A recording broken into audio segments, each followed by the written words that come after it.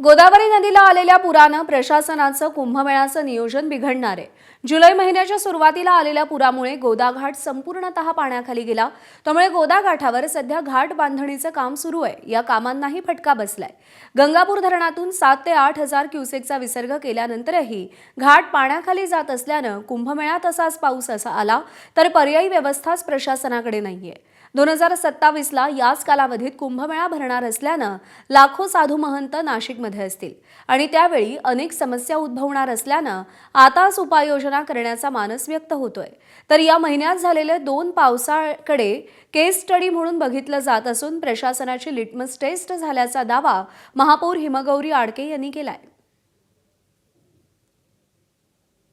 घाटांचा जर विचार केला तर ह्या परिस्थितीमध्ये पूर परिस्थितीमध्ये आज घाटांचं काम अर्धवट होतं आणि आपण पाहिलात की क्षमतेपेक्षा जास्त जे काही प्लॅनिंग झालेलं आहे ते 7,000 क्युसेक्स ॲडिशनलसाठी झालेलं आहे आणि आत्ताच आपण 15 ते 18,000 क्युसेक्सला होतो आणि ह्या पातळीमध्ये जे प्लॅनिंग अपेक्षित आहे आम्ही लवकरात लवकर आपले सन्माननीय कुंभमेळा मंत्री गिरीशजी महाजन आणि नक्कीच आपल्या मुख्यमंत्र्यांचं देखील खूप बारीक लक्ष आहे। त्याच्यामुळे जे काही याच्यामध्ये आपण एक म्हणू की रियालिटी स्पेसिफिक चेक देण्याची गरज आहे आणि काही टेक्निकल इम्प्रूव्हमेंटची गरज आहे ती आम्ही करतोय।